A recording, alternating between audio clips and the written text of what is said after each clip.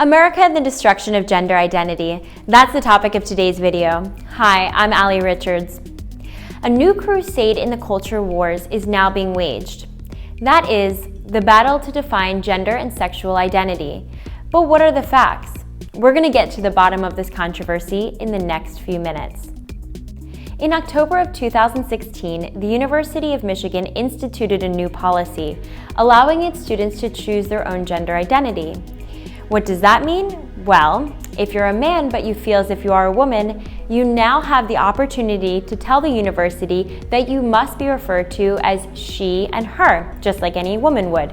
Conversely, if you are biologically a woman but choose to be referred to in male terms, for example, he, sir, or mister, the faculty at the university is now required to refer to you using those terms.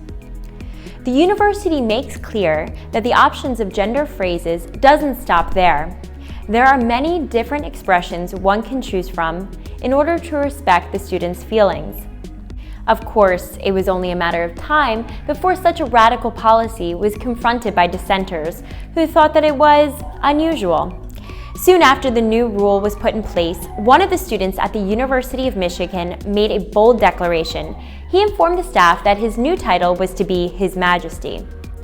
Undergraduate student Grant Strobel protested the new policy on the grounds that other students may be punished for using the wrong terms to refer to their peers.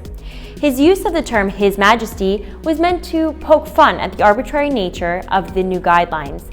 The university, however, has emphasized that it takes these new ideas very seriously. In fact, many Americans are unaware that this is a growing trend among the university population and activist liberal and leftist groups. The argument goes that in order to be inclusive and tolerant, you have to change the way you speak and use only titles that the other person allows. The university has already designated special housing and bathroom facilities designed for people who do not feel like a member of the sex they were born into. And it's not just the University of Michigan.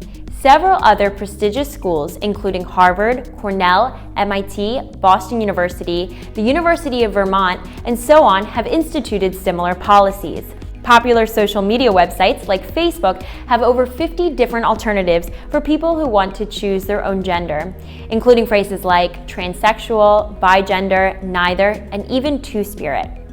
Critics of the new policy maintain that there are only two sexes, two genders, and that there is only a tiny percentage of people who do not identify as such. Reasons may be both biological, relating to how one may have been born, or even for other mental reasons. For example, at Harvard University, when this policy was put in place, out of the 4,000 students that had the opportunity to choose, only 1% of the students chose something other than male or female, or about 40 people.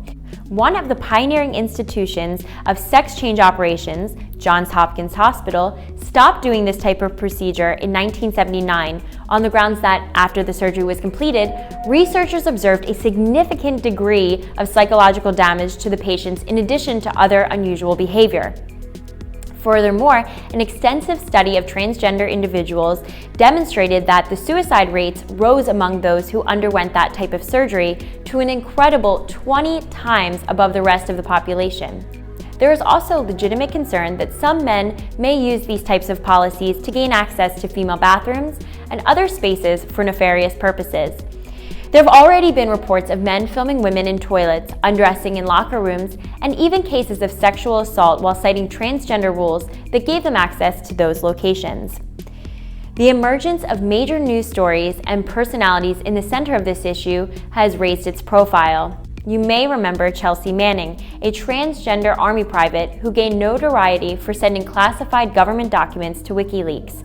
She was approved by the Army to have sex change operations while in prison. But the most high-profile transgender personality in America undoubtedly is Caitlyn Jenner, formerly known as Bruce Jenner, who is an Olympic gold medal winning athlete. Other television shows like Transparent and Caitlyn Jenner's own show, I Am Kate, demonstrate that Hollywood is supportive of this LGBT movement.